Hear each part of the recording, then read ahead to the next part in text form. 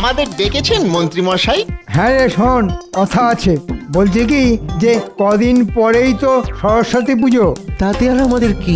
আমরা তো আর ওই লেখাপড়া জানি না, আর ওই পুষ্পাঞ্জলিও দেব না। কথার মাঝে এমন ফটাং ফটাং করে কথা বলিস না, শুনলে না গা পিত্তি জ্বলে যায়। আহা, রাগ করছেন কেন মন্ত্রী মশাই? ঘটার ঘটে যে বুদ্ধি কম সে তো আপনি ভালো করেই জানেন। কোথায় যে কি বলতে হয় মুখ্যটা সেটাও জানে না, তাই ওর কথায় কান্না দিয়ে বলুন তো কি বলতে চান। ভাবছি এবার আমার বাড়িতে সরস্বতী পুজো করব। আপনার বাড়িতে সরস্বতী পুজো? বাহ বাহ বাহ বাহ বাহ, এটা খুব ভালো কথা। আমরা এসে পেট ভরে প্রসাদ খাবো। কিন্তু মন্ত্রী মশাই, হঠাৎ করে সরস্বতী পুজো করবেন কেন? তাতে তো বিস্তর খরচ। আপনি তো আবার বাঁ হাতের রোজগারে বিশ্বাসী, খরচ করছেন না। ঘটার সঙ্গে থাকতে থাকতে না তুইও দেখছি দিনকে দিন একটা ছাগল হয়ে যাচ্ছে রে। নিজের পয়সায় পুজো করতে যাব কেন? পুজো করব মহারাজের পয়সায়, আর পুজো করার সুবাদে একটু ভালো মন্দ খাওয়া দাওয়া আর কিছু পয়সা ট্যাকস্ত করে নেব। কিরে, কিছু বুঝলি? কি করে বুঝবো বলুন? আপনার কথায় না আছে লেজা, না আছে মুড়ো, মধ্যিখান থেকে বললে কিছু আর ধরা যায়? তাহলে পরিষ্কার করেই বলছি, গত কয়েকদিন ধরে রাজবাড়িতে চুনকাম হচ্ছে। সে তো জানি, টাকা থাকলে ভূতের বাপেরও শ্রাদ্ধ হয়, আর রাজবাড়িতে বছর বছর চুনকাম তো হবেই। বাজে না বকে আমার কথাটা শোন। হ্যাঁ বলুন। মিস্ত্রিকে ভুজুং দিয়ে এমন বন্দোবস্ত করেছি না বাবা, সরস্বতী পুজোর আগে চুনকামের কাজ কিছুতেই শেষ হবে না। কিন্তু রাজবাড়িতে চুনকাম শেষ হওয়া আর না হওয়ার সঙ্গে সরস্বতী পুজোর কি সম্পর্ক? ওরে মাথা মোটা, এতদিন সরস্বতী পুজো কোথায় হতো? রাজবাড়িতে। আর চুনকাম শেষ না হলে ওই ধুলো ময়লার মধ্যে ওখানে কি সরস্বতী পুজো করা যাবে? এটা একেবারে খাঁটি কথা বলেছেন। তাই ভাবছি মহারাজকে ভুজুং ভাজুং দিয়ে ওই পুজো এবার আমার বাড়িতে সরিয়ে নিয়ে আসবো। বাবা, খরচ মহারাজের আর মোচ্ছব আমাদের। কি মাথা খেলিয়ে কেমন একটা বুদ্ধি বের করেছি বল? বাবারে বাবারে বাবা, কি জমাটে বুদ্ধি! মন্ত্রী মশাই, মাঝে মাঝে মনে হয় আপনার মাথাটাই শুধু সোনা দিয়ে বাঁধানো নয়, মাথার ভেতরের কলকবজাগুলো সব সোনা দিয়ে তৈরি। তা বলুন, আমাদের কি করতে হবে? রাজবাড়ির পুজো আমার বাড়িতে চলে এলে তোদের কিন্তু খুব খাটাখাটুনি করতে হবে। মনে রাখবি, গোপাল যেন এর ভেতর একেবারে মাথা গলাতে না পারে। আপনি কোনো চিন্তা করবেন না, আমরা তো আছি, আপনার অন্ধের জ্যোষ্ঠী আর অন্ধকারের আলো। আমরা ভালো, আপনি কালো না, মানে আপনিও ভালো।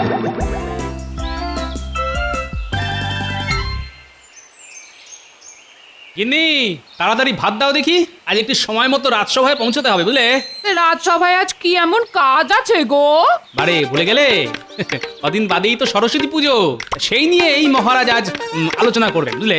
ও সরস্বতী পুজো, তা ভাত আমি দিতেই পারি, কিন্তু তোমাকেও একটা কথা দিতে হবে। হ্যাঁ, কি কথা গিন্নি? এবারে সরস্বতী পুজোতে আমাকে একটা বাসন্তী রঙের শাড়ি কিনে দিতে হবে। বাসন্তী রঙের শাড়ি তোমাকে? বারে, আমার বুঝি বাসন্তী রঙের শাড়ি পরতে স্বাদ হয় না? তুমি তো ফি বছর পুটিকে বাসন্তী রঙের শাড়ি কিনে দাও। হ্যাঁ দিই তো। তাহলে এবছর আমাকেও কিনে দিতে হবে। হ্যাঁ, এই বলে দিলাম। না, দিতে কোনো আপত্তি নেই, তবে কিনা ওই বাসন্তী রঙের শাড়ির সঙ্গে একটা বর্ণ পরিচয় কিনে দেবো। হ্যাঁ, বয়ে বাসন্তী শাড়ি আর বয়ে বর্ণ পরিচয়, রোজ সকাল সন্ধে বই খুলে পড়তে বসবে। হ্যাঁ, মরো না আমার, এই বয়সে আমি পড়তে বসবো? হ্যাঁ বসবেই তো। বলি, সরস্বতী পুজোর দিন বাসন্তী রঙের শাড়ি পরে কারা? যেসব খুকিরা পড়াশোনা করে তা। তাই বাসন্তী রঙের শাড়ি পেতে হলে মন দিয়ে পড়াশোনা করতে হবে, দুবেলা আমায় পড়া দিতে হবে। দুর্নীতি করতে তোমার বাসন্তী রঙের শাড়ি আমায় কিচ্ছু দিতে হবে না, তোমায় যাও।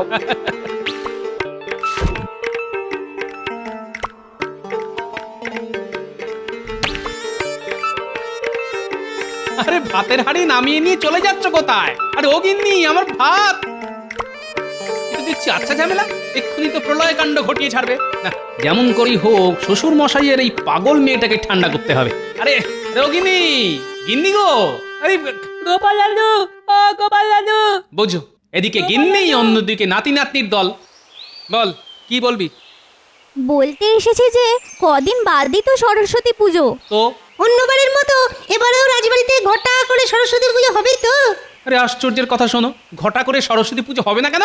এবার কিন্তু আমায় আলপনা আঁকতে দিতে হবে। হ্যাঁ গো দাদু, পুটি না খুব সুন্দর আলপনা আঁকতে শিখেছে। ঠিক আছে, তাই হবে। পুটি আলপনা দেবে। তা তোরা এখন যা তো বাপু, আমায় আবার এক্ষুনি নিয়ে খেয়ে রাজসভায় যেতে হবে। আরে আজকে তো এই পুজো নিয়েই রাজসভায় আলোচনা আছে। তাহলে এখন আমরা আসছি দাদু, আমার আলপনা দেওয়ার কথাটা কিন্তু মনে রেখো। রাখবো রে বাবা, রাখবো। এখন তোরা আয় তো দেখি। গিন্নি, আরে ও গিন্নি, কি হলো কি? এমন করে গিন্নি গিন্নি করে পাড়া মাথায় করে তুলছো কেন? হ্যাঁ, আমি কি মরে গেছি নাকি? হ্যাঁ, বালাই ষাট, তুমি মরবে কেন? কিন্তু মুখের সামনে ভাতের থালা না পেলে আমি যে মরে যাব গিন্নি। কিন্তু আমার শাড়ি দেবো, কিনে দেবো। কিন্তু এই বয়সে আর এরকম ভারী চেহারায় বাসন্তী রঙের শাড়িতে তোমায় যে বড়ই বিদ্যে লাগবে গিন্নি। কি কি বললে? না, বলছিলাম কি, তুমি একটা ডুরে শাড়ি নাও, লাল পেড়ে শান্তিপুরে ডুরে কাটা শাড়ি। ও যা মানাবে না তোমায়, সত্যি বলছি। যে দেখবে সে আর চোখ ফেরাতে পারবে না গিন্নি। মরণ কথা চিনি দেখো। যাও নে এসো, আমি ভাত বাড়ছি, যাও। যাক বাবা, শান্ত হলো। বউ শান্ত মানে জগৎ শান্ত। হ্যাঁ, যে জন্য তোমাদের সকলকে আজ রাজসভায় আসতে বলেছি। এই কদিন বাদেই তো মা সরস্বতীর পুজো। আমি কিন্তু এবছর আগে ভাগেই পূজার ফর্দ তৈরি করে রেখেছি মহারাজ। সে তো রেখেছো, কিন্তু পুজোটা এবার কোথায় হবে সেটা নিয়ে কিন্তু একটা বড়সড় সমস্যা তৈরি হয়েছে। তার মানে আমার কৌশল মতোই সব কিছু এগোচ্ছে। কি সমস্যা মহারাজ? একবার মুখ ফুটে বলে ফেলুন, দেখুন আপনার এই মন্ত্রী সেই সমস্যার সমাধান করতে পারে কিনা। মানে তোমরা তো সকলেই জানো যে রাজবাড়িতে চুনকাম মানে রগ হচ্ছে। তা আশা করেছিলাম সরস্বতী পুজোর আগেই চুনকামের কাজটা শেষ হয়ে যাবে, কিন্তু কাজের যা গতি তাতে তো মনে হচ্ছে না যে সরস্বতী পুজোর আগেই কাজটা শেষ হবে। আর বাড়ি জুড়ে ধুলো ময়লার মধ্যে কি ঠাকুর পুজো হয়? আচ্ছা তোমরাই বলো। না মহারাজ, এভাবে পুজো হয় না। তাহলে পুজো কোথায় হবে? আমি একটা কথা বলবো মহারাজ। বলো বলো বলো। বলছিলাম কি, এই রাজ্যে রাজার পরেই তো মন্ত্রীর স্থান, তাই রাজবাড়িতে অসুবিধে থাকলে আমার বাড়িতে হোক। তোমার বাড়ি? হ্যাঁ মহারাজ, আমার বাড়ি। কোনো ধুলো ময়লা নেই, একেবারে ঝকঝকে তকতকে। আপনি শুধু টাকা দিয়ে দিন, দেখবেন নির্ঝঞ্ঝাটে পুজো মিটে যাবে। এইবার বোঝা গেল পুজোর ব্যাপারে মন্ত্রী মশাইয়ের এত উৎসাহ কেন। আমি একটা কথা বলবো মহারাজ। এই সেরেছে, টেকো গোপাল আবার কি বলতে চায়? হ্যাঁ বলো বলো, কি বলতে চাও? আমি বলি কি, পুজো যখন রাজবাড়িতে করা যাবেই না, তখন পুজো হোক পাঠশালায়, বিদ্যাস্থানে বিদ্যাদেবীর আরাধনা। বাহ বাহ বাহ বাহ, ভালো হবে ভালো হবে, খুব ভালো হবে। এই না হয় গোপালের মাথা। কি তোমরা সবাই কি বলো? খুব ভালো হবে মহারাজ। ব্যাস হয়ে গেল, আমার বাড়া ভাতে বদমাস টেকোটা ঠিক ছাই ঢেলে দিল। কিন্তু মহারাজ, পাঠশালায় তো জায়গা কম, ওইটুকু জায়গায় কি পুজো করা যাবে? কেন যাবে না মন্ত্রী মশাই? পুজো তো ছোটদের, ছোটরা তো আর বড়দের মতো জায়গা নিয়ে মারামারি করে না। দেখবেন পাঠশালায় পুজো করতে কোনো অসুবিধে হবে না। তাহলে এই কথাই রইলো, পাঠশালায় বিদ্যাদেবীর আরাধনা হবে। গোপাল, তুমি কিন্তু জোগাড় যন্ত্র সব শুরু করে দাও। সেসব নিয়ে আপনি কোনো চিন্তা করবেন না মহারাজ। আমার নাতি নাতনিরা তো সরস্বতী পুজো করার জন্য যাকে বলে একেবারে মুখিয়ে আছে। পুঁটি তো আবার পুজোর জায়গায় আলপনাও আঁকতে চাইছে। বাহ বাহ বাহ, খুব ভালো ভালো ভালো। এবার তাহলে পুজো ওদেরকেই করতে দাও। ওরাই পোছাক, ওরাই মালা গাঁথুক, ফল কাটুক, আলপনা দিক। আমরা বড়রা শুধু ওদের উৎসাহ দিয়ে যাব। এই পণ্ডিত, তোমার আবার এসবে কোনো আপত্তি নেই তো? না মহারাজ, কোনো আপত্তি নেই আমার। ভুল ত্রুটি কিছু হলে আমি তো আছি, শুধরে দেবো। বাহ বাহ বাহ, খুব ভালো ভালো ভালো। ব্যাস, কি ভেবেছিলাম আর কি হয়ে গেল। আর সব কিছু হলো ওই বেটা পেট মোটা টেকোটার জন্য। দাঁড়াও, এমন পেঁচ কষবো না, পুজো করা একেবারে মাথায় উঠে যাবে। গিন্নি, আরে ও গিন্নি, আরে কোথায় গেলে গো? কি হলো কি? যাচ্ছ কেন? এই নাও দেখো কি এনেছি। উমা এত শাড়ি! হ্যাঁ, শাড়ি বাসন্তী রঙেরটা পুটির আর লাল পেড়ে ডুরে শাড়িটা তোমার। কি পছন্দ হয়েছে? খুব খুব পছন্দ হয়েছে গো। লাল পেড়ে ডুরে কাটা শাড়ি, তাই এখন শুধু ভাব আর নয় আড়ি। যাও যাও যাও, কচি কড়াইশুঁটি আর তেল দিয়ে চারটি মুড়ি মেখে আনো তো দেখি, খুব খিদে পেয়েছে। আমি এক্ষুনি আনছি। হ্যাঁ, কি গো দাদু, রাজবাড়িতে পুজোর কথা হলো? আরে হ্যাঁ, হয়েছে। আর একটা নতুন খবরও আছে। কি খবর দাদু? রাজবাড়ির বদলে এবার পুজো হবে তোদের পাঠশালায়। বাহ বাহ, কি মজা! আর পুজোর সব জোগাড় যন্ত্র করবি তোরাই। কেউ ফুল তুলবি, কেউ মালা গাঁথবি, কেউ ফল কাটবি। আর আমার আলপনা? আঁকবি তো, এমন সুন্দর করে আলপনা আঁকবি যাতে মহারাজ দেখে একেবারে মুগ্ধ হয়ে যান। তোরা ঠিক করে নে কে কি করবি। আমি ফুল তুলে আনবো। আমি মালা গাঁথবো আর টেপা লাল নীল কাগজ দিয়ে শিকলি বানাবে। পুজোর আগের দিন আমি আলপনা দেব আর পুজোর সকালে ফল কাটবো। ব্যাস, তাহলে তো হয়েই গেল। পাঠশালায় একেবারে জমজমাট পুজো। কুমন মশাইয়ের বাড়িতে ঠাকুর গড়ার বায়না দিয়েছো তো? বায়নারও দেওয়াই আছে, তবে আজই একবার গিয়ে পাকা কথাটা বলে আসবো। দেখো ঠাকুরের মুখটা যেন খুব ভালো হয়। আর হাঁসটা যেন বেশ বড় সড়ো হয়। হ্যাঁ, আরে বাবা, হবে হবে, সবকিছু খুব ভালো করে হবে। এই নাও, এই নাও মুড়ি। হ্যাঁ দাও, আয় মুড়ি খেতে খেতে পুজোর অন্য কথাগুলো সেরে নে।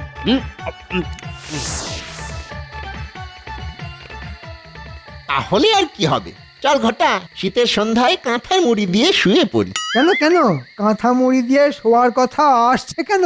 বারে, আপনি তো বললেন যে পুজো হচ্ছে পাঠশালায়, আর আপনার সব আশা ভাসিয়ে দিয়ে মহারাজ সব দায় দায়িত্ব ওই গোপাল আর তার নাতি নাতনিদের দিয়ে দিয়েছেন। হ্যাঁ, যতই দায় দায়িত্ব দিক না কেন, শেষ অবধি ওই পুজো হবে না। মানে আমি সবকিছু ভন্ডুল করে দেব। মানে আয় চুপি চুপি বলি, আয়।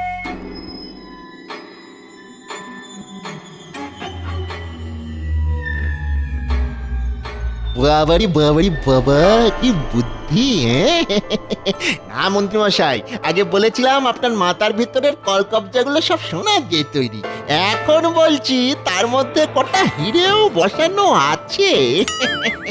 নিজের বাড়িতে নিজের মতো করে পুজো করব বলে মহারাজের কাছ থেকে কিছু অর্থ সাহায্যও নিয়ে আসবো। আবার পাঠশালার পুজো পণ্ড হয়ে যাওয়ার পর দেখবেন দলে দলে লোক আপনার এখানে সেই পুষ্পাঞ্জলি দিয়ে যাবে।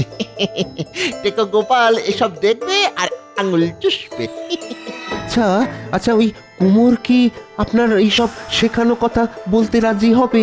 আরে হাতে একটা টাকা গুঁজে দিলেই দেখবি ঠিক রাজি হয়ে যাবে। তোরা শুধু আসল কাজটা করে দিবি। আপনি কোনো চিন্তা করবেন না মন্ত্রী মশাই, আগের রাতে আমরা যাব।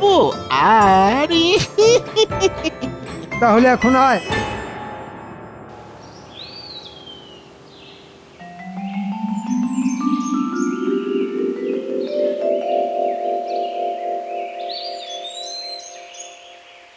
তা তো প্রণাম মহারাজ। আরে মন্ত্রী যে, বলো কি বলবে? আগে মহারাজ, কাল রাতে একটা কাণ্ড হয়েছে। কাণ্ড? কি আবার কাণ্ড? রাতের বেলা ঘুমের মধ্যে আপনার বৌমা স্বপ্নে মা সরস্বতীকে দেখেছে। হ্যাঁ? মা সরস্বতী স্বপ্ন? এ তো খুব পুণ্যের কথা। স্বপ্নে মা নাকি পুজো চেয়েছেন। তাহলে করে ফেলো। কিন্তু কি করে করব মহারাজ? ছোটখাটো করে করতে গেলেও তো অর্থের দরকার। এদিকে আমার হাত যে একেবারে খালি। ঠিক আছে ঠিক আছে, সেসব নিয়ে চিন্তা করতে হবে না। যা যা দরকার হবে বলো, আমি দিয়ে দেব। আপনি আমাকে বাঁচালেন মহারাজ। এই মুহূর্তে আমার পুজো করার সামর্থ্য নেই শুনে আপনার বৌমা এমন কান্নাকাটি করতে শুরু করে দিয়েছে যে কি বলবো। না না, তাকে কান্নাকাটি করতে বারণ করে দাও। আরে আমি আছি তো নাকি? সেটাই তো আমার সব থেকে বড় ভরসা মহারাজ। প্রাচীন বটগাছের মতো এমন মাথার ওপর পাতার ছাতা ধরে দাঁড়িয়ে আছেন যে একটুও রোদের তাপ লাগে না। আপনি তো আর বুঝতে পারলেন না, হাল কেটে কত বড় কুমিরকে ঢুকতে দিলেন। তাহলে তাহলে আমি আমি আসি মহারাজ। হ্যাঁ হ্যাঁ, এসো এসো এসো।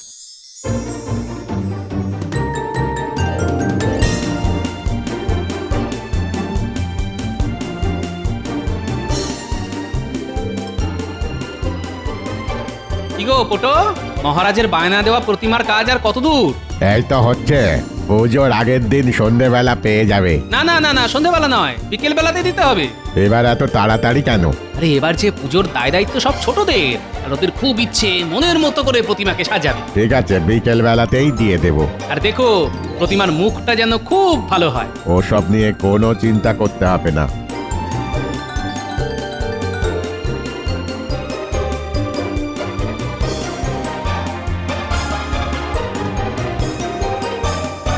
পুটি দেখ তো টেম্পার শিকলিগুলো ঠিকঠাক হয়েছে কিনা। খুব ভালো হয়েছে। এবার দেখে বল তো আমার আলপনাটা কেমন হয়েছে। আরে হ্যাঁ রে বাবা হ্যাঁ, তোর আলপনা দারুণ হয়েছে, খুব সুন্দর হয়েছে। মা সরস্বতী এসে এখানেই বসবে বুঝি? হ্যাঁ, কিন্তু গোপাল দাদু তো সেই কখন ঠাকুর আনতে গেছে, কই এখনো তো এলো না। আরে দাদু তো বলে গেছে প্রতিমা, ফল, তারপর ওই পুজোর দশকর্মার সব কিছু একসঙ্গে নিয়ে আসবে, তাই হয়তো দেরি হচ্ছে। কিরে তোদের ব্যবস্থা কত দূর? এই তো পণ্ডিত মশাই এগোচ্ছে। বাহ, রঙিন কাগজের শিকলি দিয়ে কি সুন্দর মণ্ডপ সাজিয়েছিস তোরা। তারপর এত সুন্দর আলপনা, বাহ বাহ বাহ বাহ বাহ, তোদের যে এত গুণ, এ তো আগে জানতাম না। ব্যাস হয়ে গেল, একসঙ্গে সব বাজার করে নিয়ে এলাম। শুধু দই আর মিষ্টি আসবে কাল সকালে। রাজপণ্ডিত, আপনি কিন্তু দশকর্মার জিনিসগুলো ফর্দ অনুযায়ী একটু মিলিয়ে নেবেন। সে আমি ঠিক মিলিয়ে নেবো। দাদু, ও দাদু, ঠাকুর কোথায় গো? ঠাকুর আসছে আসছে, ওই দেখ। বাহ বাহ, কি সুন্দর ঠাকুর। কোথায় রাখবো? ওই যে গোল করে আলপনা দেওয়া হয়েছে, ওইখানে রাখো কাকু। একটু সাবধানে বসাও, আমার আলপনা কিন্তু এখনো কাঁচা আছে। ঠিক আছে রে বাবা, ঠিক আছে, দেখবি তোর আলপনা একেবারে ঘাটবে না। দেখি, আহ, বাহ, খুব সুন্দর মানিয়েছে রে। কিরে পুটি, ঠাকুরের মুখটা ভালো হয়েছে তো? খুব ভালো। কিন্তু দাদু, ঠাকুর তো এলো, কিন্তু ঠাকুরের হাঁস। আহা, আসছে আসছে, ওই দেখো ওই দেখো, ওই পোটো মশাইয়ের ছেলের কোলে চেপে আসছে।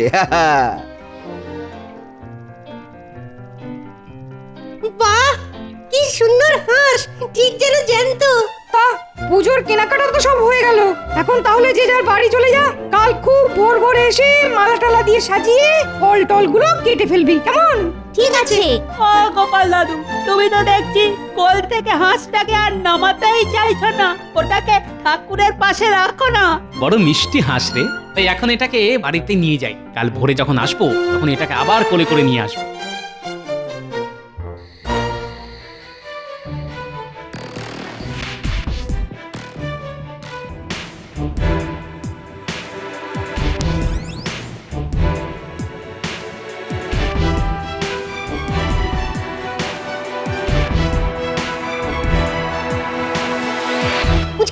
এই কাক ভরে পুকুরের ঠান্ডা জলে চান করে কিন্তু খুব শীত করবে। তুই তো আবার শীত কাতুরে।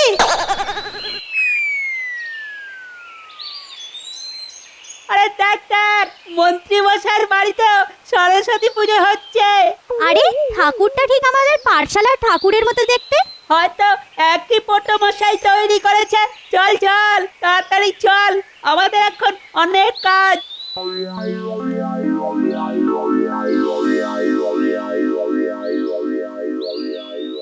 একেবারে ভোর ভোর চলে এলাম। তা পুজোর জোগাড় যন্ত্র কত দূর?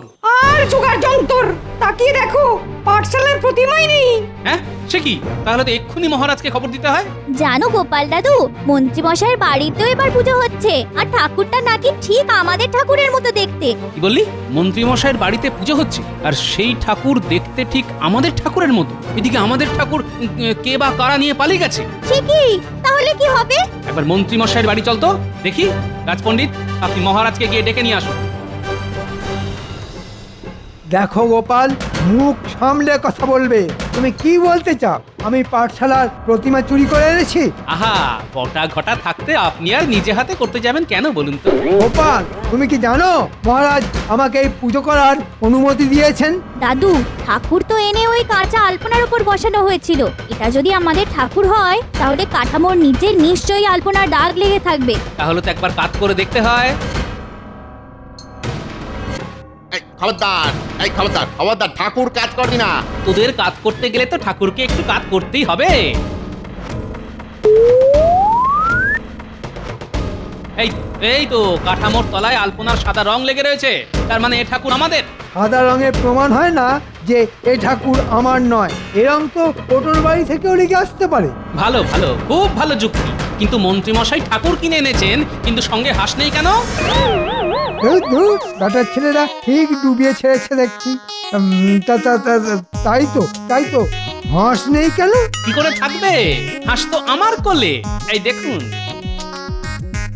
কিরে বটাকটা, এত কাঁচা কাজ করে এলি যে বাবা? ঠাকুর চুরি করার আনন্দে ঠাকুরের বাহনের কথাটাই ভুলে গেলি? ঘটা ঘটা আমাদের কোনো দোষ নেই মহারাজ, এই মন্ত্রী মশাইয়ের কথাতে আমরা এ কাজ করেছি। পাঠশালার পুজো পণ্য করতে মন্ত্রী মশাই আমাদের দিয়ে এই কাজ করিয়েছেন। রক্ষীরা এখনই মন্ত্রী আর ঘটা ঘটাকে বন্দি করে কারাগারে নিয়ে যাও। আর রাত বাড়লে ওই তিনটেকেই শীতকালের কনকনে ঠান্ডা জলে পুকুরের মধ্যে চুবিয়ে রাখো। হ্যাঁ, এটাই ওদের শাস্তি। মহারাজ এবারের মতো ছেড়ে দিন মহারাজ, আমার বয়স হয়েছে। সারা রাত কনকনে ঠান্ডা জলে চুবিয়ে রাখলে ঠান্ডায় যে আমি মরে যাব মহারাজ। তোমার মতো লোকের না মরাই ভালো। চলো বা চলো, পাঠশালায় চলো। বাবা, আজ তোমার জন্যই সবকিছু রক্ষে হলো। আমার জন্য নয় মহারাজ, যা কিছু হলো সব এই হংস বাবাজির জন্য। ভাগ্যিস কাল এটাকে কোলে করে বাড়ি নিয়ে গিয়েছিলাম।